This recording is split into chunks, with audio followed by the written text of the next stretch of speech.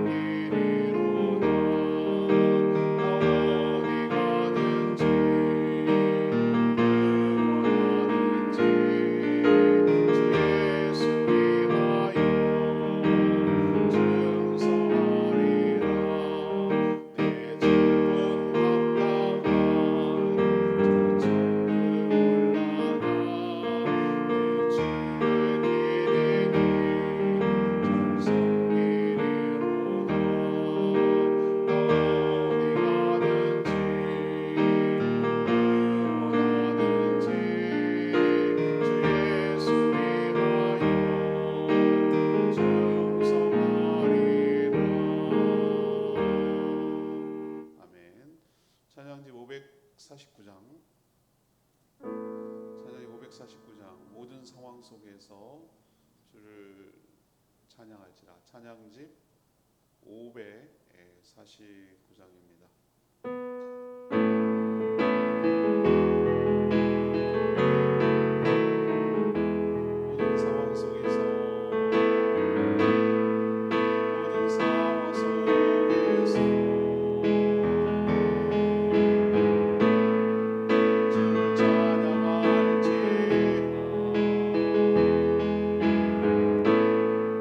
주는 너의 큰 산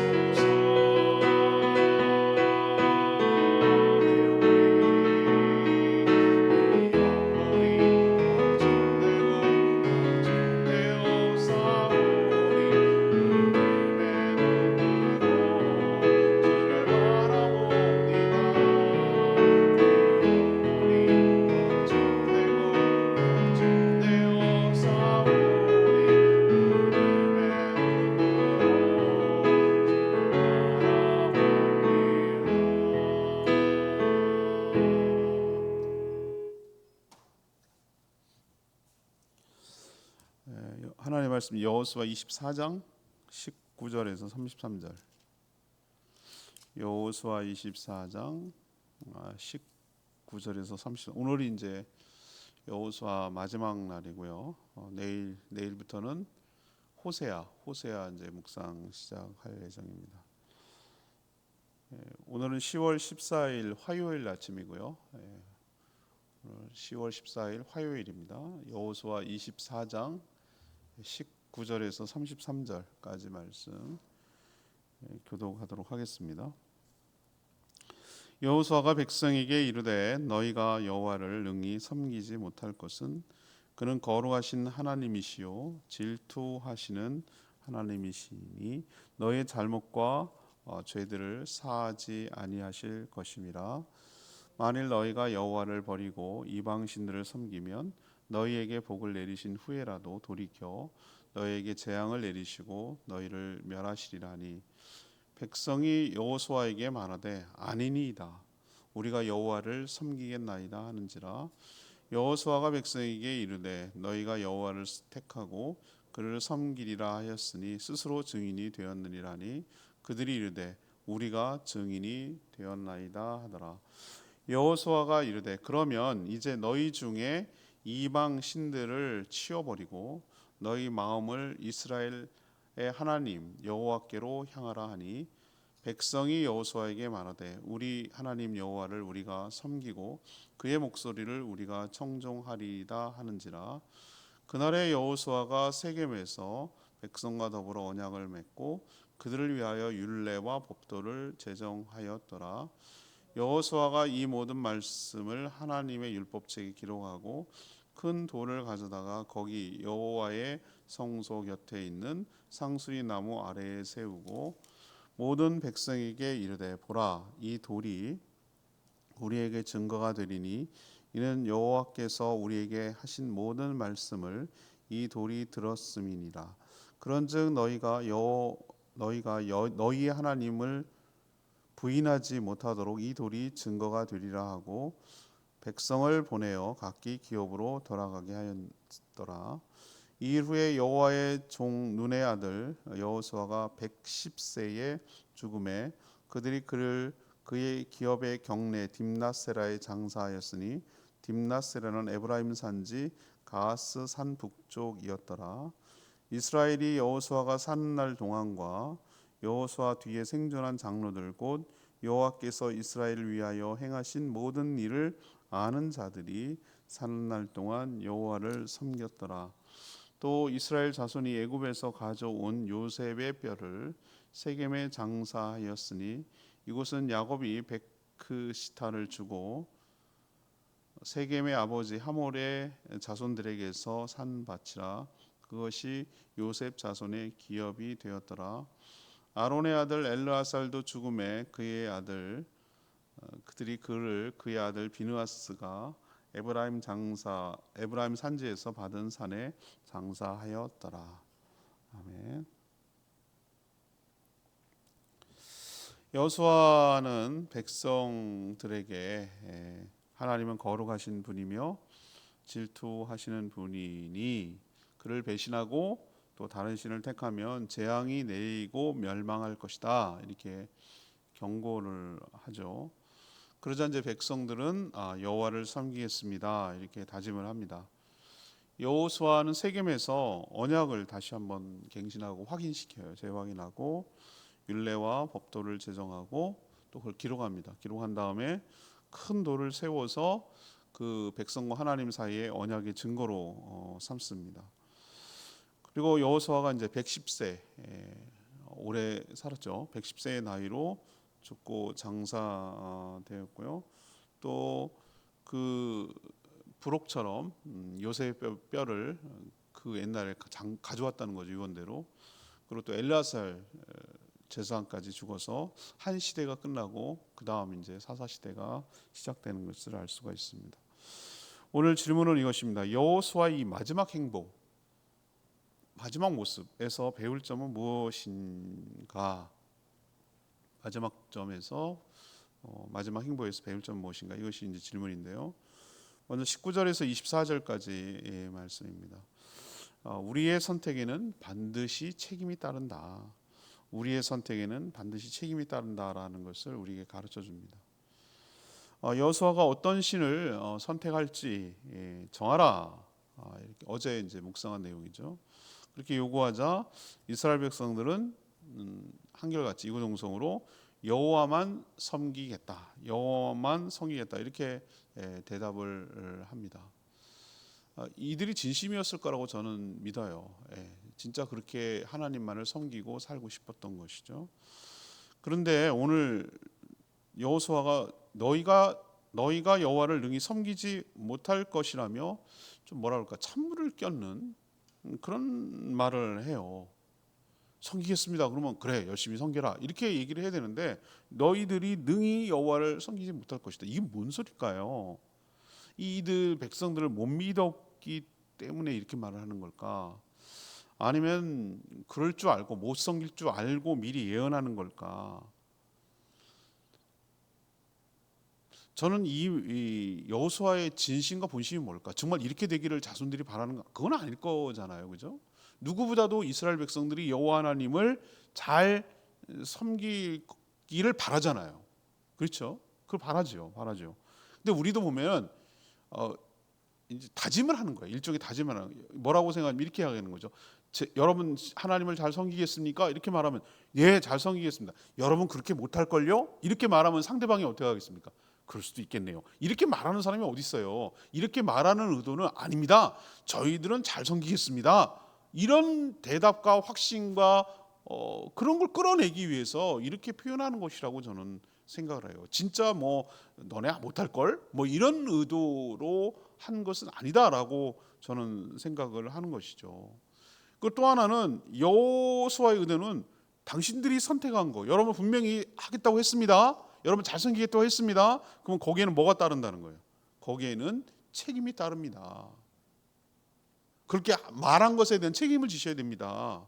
그만큼 신중하고 진중하고 책임 있는 자세로 이 옷을 받아야 되지. 네, 그냥 가볍게 너무 그렇게 하시면 안 됩니다. 그런 의도가 있다고 저는 보는 거예요. 그 말의 의도가.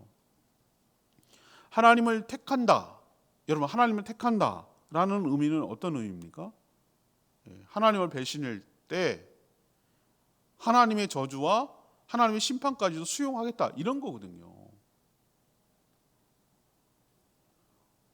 우리들은 너무나 가볍게 쉽게 아멘. 저희 교회는 막 습관적으로 그렇게 하는 거에 대해서 별로 좋지 않게 저는 생각하는데 마음의 진심으로 우러나야 되는 거예요. 그냥 저는 집회나 막 교회 가면은 물론 저는 그걸 뭐 의심하지는 않겠습니다만 어떨 때는 진심인가 막 그냥 습관적으로 아멘 뭐 이렇게 하는 분도 믿음이 참 좋은 것 같아요. 그런데 여러분 그 의미 아세요? 아멘이라고 말했을 때 뭐죠? 거기에 대해서 동의하고 거기에 대해서 내가 그 말을 수용하고 그러면 그렇게 살아야 될 책임이 따른다. 이런 의미를 깔고 아멘이라고 해야 되는 거거든요. 여러분 신앙은 믿음의 선택이기도 하고 결단이에요. 근데 선택에는 반드시 뭐가 따르죠? 책임이 따라요. 내가 그것을 선택했으면 선택한 것에 대해서 내가 책임을 지는 자세를 취해야 되는 거예요. 하나님을 믿기로 결단했잖아요. 그러면 어떻게 해야 됩니까? 좋을 때나 힘들 때나 일관성 있게 충성을 다해야 되는 것이죠. 전 그래서 하나님과의 언약 관계를 결혼 관계에다 많이 빗대요. 내가 이 배우자를 선택했으면 어떻게 하는 거예요? 끝까지 책임을 지고 끝까지 같이 가는 거예요. 그런 자세로 살아야 가정이 유지가 되고 그 행복한 삶을 살아갈 수 있는 거죠. 좋을 때만? 아니에요. 항상 살다 보면 좋은 때만 천만의 말씀이에요. 우리 여러분 살보면 알잖아요. 어떨 땐 힘들고 어떨 땐 어렵고 어떨 땐 좋고 어떨 땐 정말 죽기보다 싫고 정말 믿고 막 이런 때가 있어요. 이게 복합적으로 섞여요. 그렇지만 일관성 있게 충성을 다해야 된다. 이런 것을 촉구하기 위해서 이런 언급을 하는 거죠. 여러분 신앙은 관계인 거. 여러분 뭐 생명의 살 때 제일 첫 번째 나오는 얘기가 그 얘기잖아요. 하나님은 우리의 전심을 원하세요. 전심. 마음과 뜻과 목숨을 다해서 하라는 얘기는 그 전심. 그러니까 전심이라는 게 모든 거예요. 모든 것을 하나님이 원하시는 거예요. 그냥 양다리 걸치고 여기도 이런 거 여러 가지 중에 하나 이런 개념이 아니라 온전히 온팡 전부 올인 하듯이 그렇게 하겠습니까? 라고 묻는 거예요. 지금 여호수아. 그러면 어떻게 합니까? 백성들이 그래도 믿겠습니다 라고 대답을 유도하기 위해서, 끌어내기 위해서 그렇게 하는 것이죠. 여러분들 기억하십시다. 반드시 선택에는 뭐가 따른다? 책임이 따른다. 우리가 하나님을 택했으면 거기에 대한 책임을 지고 충실하게 감당해야 된다. 이 얘기를 하는 거고요. 두 번째, 이 마지막에서 알 수 있는 것은 25절에서 28절인데요. 우리는 하나님과 언약을 맺고 산다라는 것을 상기시켜줘요. 하나님과 언약을 맺고 살아간다. 여호수아는 이스라엘 백성들의 이 결심이 매우 확고한 것을 확인하자 이 세겜이라는 곳에서 언약식을 거행해요. 언약이래 봐야 사실은 진즉부터 있었는데 자꾸 세대가 지나, 하나님은 변함이 없으신데 그 언약의 당사자인 백성들은 자꾸 시간이 지나면 죽고 사라지고 죽고 새로운 세대가 올라오잖아요. 그래서 우리도 자꾸 확인시키고 또 확인시키고 그러는 거거든요. 여러분, 제가 지금 이 시간에 컨퍼런스에 아마 참여하고 있을 겁니다. 참여하고 있으면 컨퍼런스 갈 때마다 항상 똑같이 하는 얘기가 있어요. 시작할 때 끝날 때 가정교회 정신이 뭡니까? 라고 다 일어서가지고 하나씩 1 그러면 또 하나 읽고 1 그러면 또 하나 읽고 이렇게 합니다. 우린 영혼의 목적을 둡니다. 뭐 이런 식으로 하나씩 읽어와요. 그거 몰라서 그렇습니까? 근데 매번마다 왜 다시 한번 되뇌입니까? 그래야 우리가 왜 모였고, 우리가 어떤 정신을 가지고, 어떤 생각을 가지고, 어떤 비전을 가지고, 어떤 철학을 가지고, 어떤 마음으로 이 목회를 하고 수행합니다라는 것을 다짐하고 또 확인하고 또 재확인하는 거잖아요. 백성들에게 그렇게 하는 거예요. 우선 백성들이 무엇을 선택했으며 어떻게 하나님께 충성을 해야 하는지 그 내용을 알리기 위해서 율례와 법도를 다시 한번 제정하고 그것을 책에다가 기록해요. 책자로 만들어가고 계속 하는 거죠. 동시에 가시적으로 볼 수 있도록 큰 돌을 가져다가 성소 곁에 있는 상수리 나무 아래에 이렇게 세우고 그것을 증거로 삼습니다. 돌이 무생물임에도 불구하고 돌이 맹세와 결단을 다 들었으니 증인이다라고 말을 하죠. 이게 뭔 소리예요? 아니 어떻게 돌이 증인이 돼요? 돌이 묵묵히 그 자리에 있으면서 이걸 왜 세웠는지를 기억하라 이거예요. 내가 지금 마지막으로 고별 선고를 하고 이제 언제 죽을지 모르지만 우리들이 세겜에서 하나님과 우리가 다시 한번 관계를 확인하고 다시 한번 하나님께 그렇게 살기로 결단했습니다라는 의도로 이 돌을 세웠으니까 이 돌을 보면서 항상 하나님과의 언약 관계를 생각해내라 이거예요. 그런 의미로 증인이다. 무생물이지만 돌이 그렇게 말하는 것이죠. 동시에 이 돌의 불변성처럼 그들의 약속도 계속해서 지속되기를 그렇게 기대한 것입니다. 동시에 백성들 자체, 당신들이 바로 다 똑같이 서로 말하기도 하고 듣기도 했잖냐. 그러면 여러분이 동시에 말한 사람도 되고 동시에 증인도 되는 것이다. 증인들이다 이렇게 얘기를 합니다. 성경 전체는 하나님과 인간이 어떤 언약 관계를 맺었는지를 보여주는 책이라고 할 수 있거든요. 언약은요, 독점 그리고 배타성 이걸 가져요. 하나님을 택했으면 다른 신을 택하면 안 돼요. 하나님 우리를 택했으니까 우리를 특별하게 생각하시는 거예요. 이런 독점, 배타성 이걸 갖고 있는 게 언약관계, 결혼이랑 비슷해요. 그래서 나의 하나님과 내 백성이라는 특별한 관계를 맺는 것이 언약이죠. 여기에 중간에 뭔가 끼어들 수가 없는 거예요. 부부 사이에 뭔가를 끼어들 수가 없듯이 하나님과 우리 사이에 무언가가 끼어들면 안 되는 거예요. 성도는 예수 그리스도를 통해서 하나님과 언약을 맺었어요. 그 예수 그리스도를 믿음으로 하나님의 자녀가 되고 하나님의 백성이 되었어요. 그리스도의 보혈로 우리가 속죄함을 받고 용서를 받고 하나님의 백성이 될 수가 있었던 것이죠. 그래서 예수 그리스도를 통해서 새로운 언약, 뉴 테스트먼트, 새로운 언약, 새로운 계약, 새로운 언약, 그래서 신약이라는 관계를 맺고 우리가 하나님과 살고 있으니 우리도 역시 앞에 언급대로 충성을 다해서 하나님께 섬기며 살아가는 저희들 되기를 원합니다. 이 세 번째 얘기는요, 29절에서 33절까지 얘기인데요. 우리도 하나님의 종으로 살다 가야 한다. 우리도 하나님의 종으로서 살다 가야 한다. 이것을 우리에게 가르쳐주고 있어요. 여호수아는 지도자 백성들에게 두 차례에 걸쳐서 이 고별 설교를 일종의 마지막 유언 같은 고별 설교를 마치고 110세의 나이에 죽어요. 백성들은 그를 얼마나 큰 지도자가 모세만큼 물론 아닐지 몰라도 얼마나 큰 일을 했습니까? 모세는 출애굽과 광야 생활을 이끌었다면 이 여호수아는 정복 전쟁을 진두지휘하며 수행한 사람 아니겠어요? 얼마나 큰 일을 했어요. 그래서 그의 지파 에브라임 지파라고 했죠. 에브라임 지파 산지 딥낫세라에다가 장사를 합니다. 백성들이 그의 공로를 인정해서 그가 원하는 땅을 기업으로 준 땅이 바로 거기거든요. 거기 이제 한 거예요. 근데 저는 주목한 게 29절의 말씀이었어요. 성경은 여호수아를 누구의 종이라고 기록하죠? 눈의 아들 여호와의 종이라고 표현해요. 앞에 수가 붙었죠. 여호와의 종, 여호와의 종. 그는 어떻게 시작을 했습니까? 뭘로 시작했죠? 모세의 수종자. 모세의 수종자가 뭡니까? 비서 같은 거예요. 수행원이죠, 수행자. 옆에 따라다니면서 거들어주고, 왜 우리도 뭐 대통령 비서 그 있잖아요. 전부 다 밑에 이렇게 가방 못지라고 그러죠. 가방 못지. 그러니까 옆에 들면서 수행원 여러 가지 비서 역할을 하는, 그렇게 시작을 했어요. 그러다가 모세가 죽고 나서 하나님이 그를 후계자로 세우고 그 지도자를 세웠잖아요. 여호수아 1장이 어떻게 시작합니까? 너무나 두렵고 떨려서 감당할 수 없는 그런 상태였다고 했잖아요. 근데 지금 끝지점에 왔어요. 근데 하나님께서 뭐예요? 약속하신 대로 함께 하셔서 일이 진행되어 나갈수록 정말 보니까 지도력을 잘 발휘해요. 전 이것 보면서 느껴요. 우리가 완벽해서 지도자가 되는 거 아니에요, 여러분. 근데 하나님께서 함께 하시는 게 중요해요. 하나님이 그렇게 너와 함께 하겠다고 하잖아요. 자로나 우로나 치우치 말고 주야로 하나님의 말씀을 묵상하라고, 이렇게 내가 너를 떠나지 않고 내가 너를 지키고 너를 인도할 거라고 했잖아요. 하셨어요. 하나님 약속 지키셨어요.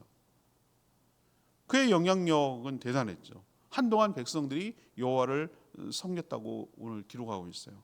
요셉도 결국 뼈가 이장됐어요. 이건 요셉의 유언처럼 얘기한 거예요. 여기 떠날 건데 이집트가 영원히 우리가 살 것이 아닌데 그게 한 400년 뒤의 얘기잖아요. 근데도 그것을 약속을 지켜서 그들이 출애굽을 할 때 세상에 그 바쁜 와중에 막 열재앙이 내려가지고 금방 급하게 떠나야 되는데도 그 요셉의 뼈를 다 수습해가지고 약속을 지킨 거예요. 그래가지고 약속대로 이장을 시켜줬고, 제사장 엘르아살도 죽었어요. 같이 여호수아 한 시대를 이 정복 전쟁을 수행했던 중요한 인물이죠. 그래서 비느하스가 이제 그 뒤로 있는데, 이처럼 모든 사람들이 죽죠. 영원히 우리가 어떻게 살겠어요? 하지만 이들처럼 하나님께 붙들려 가지고 충직한 하나님의 종으로 살아갈 때, 성경에 이렇게 기록되어 있듯이 사람들은 몰라줘도 하나님은 알아주시고 하나님의 성경책에, 하나님의 그 책에 저는 기록될 거라고 생각해요. 여러분은 하나님의 기록에 뭐라고 표현되고 싶어요? 최고의 영광입니다. 여호와의 종, 눈의 아들 여호수아. 여러분, 대통령 비서실장 지금 강영훈 씨가, 그분이 삼선인데도 불구하고 그걸 내려놓고, 국회의원 내려놓고 그게 더 영광스럽잖아요. 한 그 통치를 같이 하는데 회의를 같이 한다는 게 얼마나 그 영광스러운 일입니까? 여호와의 종, 여러분 이게 얼마나 영광스러운 말이에요? 하나님의 종이 하찮습니까? 종이 막 그냥 허드렛 일을 하는 겁니까? 누구의 허드렛 일을 하느냐가 중요하잖아요. 여호와의 종. 이들처럼 하나님께 붙들려서 충직한 하나님의 종으로 살아가는 것이, 그게 축복이고 영광인 것이죠. 우리도 언제 부르실지 몰라요. 앞서거니 뒤서거니 하면 가겠죠. 근데 우리 역시 부르시는 그날까지 하나님께 충성을 다할 때 선한 영향력이 후대까지 미치며 여호와의 종으로서 기록 남고 기억될 것이라고 저는 생각합니다. 이게 저는 인생을 잘 산 거라고 생각을 하는 거예요. 저도 이렇게 살기를 간절히 소망해요. 감히 여호수아의 발 뒤꿈치만큼도 못 따라가겠지만, 그렇지만 정말 하나님 앞에서 여호와의 종으로서, 하나님의 종으로서 그렇게 하나님 앞에 살다 가기를, 영광스러운 죽음을 맞이하기를 간절히 소망합니다. 여러분도 그렇게 소망하며 살길 바랍니다. 레마의 말씀이 21절 말씀이에요. 21절에 뭐라고 되어 있습니까? 백성이 여호수아에게 말하되 아니니이다, 우리가 여호와를 섬기겠나이다 하는지라. 여러분, 신앙은 큰 소리 친다고 되는 게 아니에요. 예수님도 비유해서 뭐라고 그랬죠? 어리석은 부자 농부를 향해서 창고를 더 짓자, 더 수출이 많아졌으니 더 많이 짓자, 이렇게 말했던 그 농부를 향해서 뭐라고 그랬어요? 오늘 밤 내 영혼을 데려가면 이것이 누구의 것이 되겠느냐, 이렇게 반문하셨어요. 여호수아도 이런 점을 알기 때문에 여러분 능히 섬기지 못할 것입니다 라고 경고한 거예요. 사실은 벌써 조짐이 보여요. 아직도 그들은 이방신을 청산하지 못했던 것 같아요. 그러니까 이렇게 선택하라는 말도 나왔건 것이고요. 너희들이 이방신들을 다 치우라라고 말한 거죠. 있으면 왜 치우겠어요? 아니 없으면 왜 치우겠어요? 있으니까, 그 주변에 여전히 공존하고 있으니까 치우라고 말했던 거 아니겠어요? 사는 날 동안 섬겼다고 그랬어요. 이 말은 죽은 후에 뭐라고 그랬습니까? 사사기 보면 알잖아요. 변질되고 배신한 얘기. 사사기 이야기가 그 얘기예요. 우리도 장담할 수 없어요. 저는 우리 한국 교회가, 한국 기독교가 이제 130년, 복음이 들어온 지 한 130년 됐어요. 근데 정말 걱정.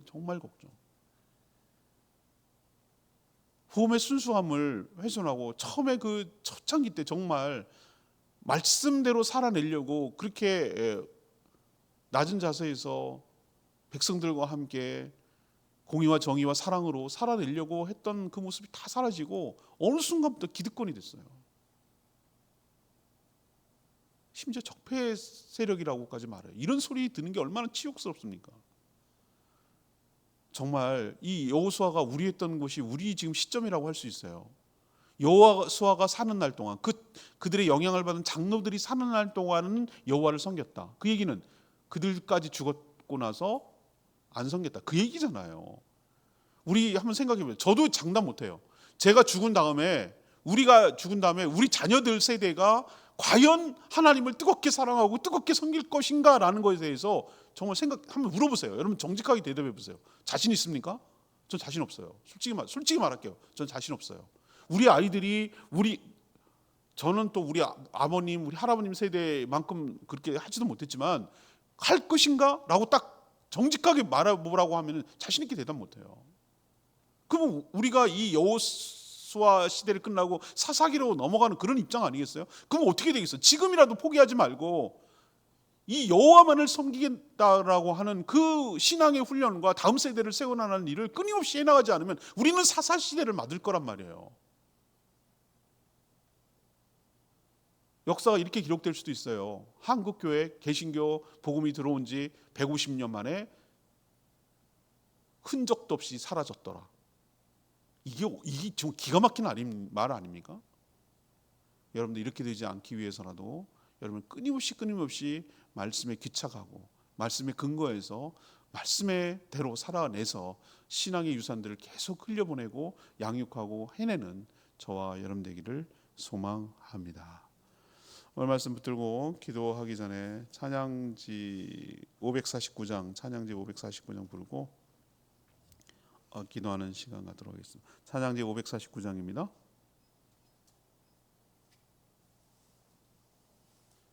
찬양지 549장 모든 상황 속에서 찬양합니다. 모든 상황 속에서 주를 찬양할지라.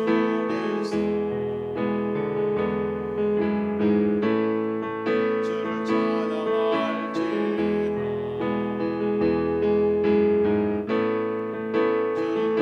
큰 산 근거음이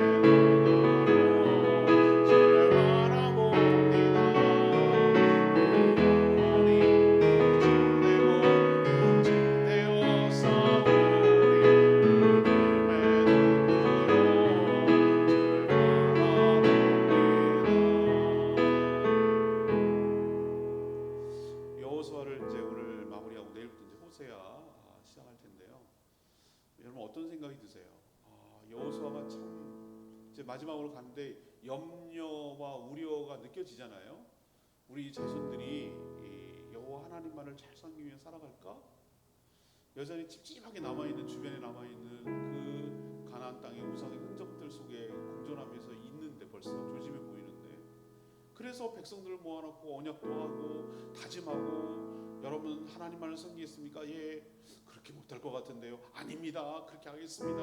또 다짐하고 또 다짐받고 이렇게 하는 이유가 뭘 것 같으세요? 예, 그만큼 자손들이 하나님만을 섬기며 살아가게 하고 싶은 간절한 마음이 있기 때문에 그래요. 이런 마음이 우리 가운데 있어야 됩니다. 우리는 앞서거니 뒤서거니 다 죽잖아요. 죽고 엘리야스를 죽고 여호사 죽고 다 죽잖아요. 죽는데 우리 후손들이 신앙생활 잘해야 될 거 아니겠어요? 사사시대 맞으면 안 되잖아요. 그러기 위해서 신앙으로 잘 양육하고 바르게 키워내야 될 책임이 우리에게 있는 줄 믿습니다. 그렇게 살게 해달라고 다 같이 통성으로 주여 외치며 기도하겠습니다. 주여 하나님, 모든 상황 속에서 주를 찬양할지니 주는 나의 큰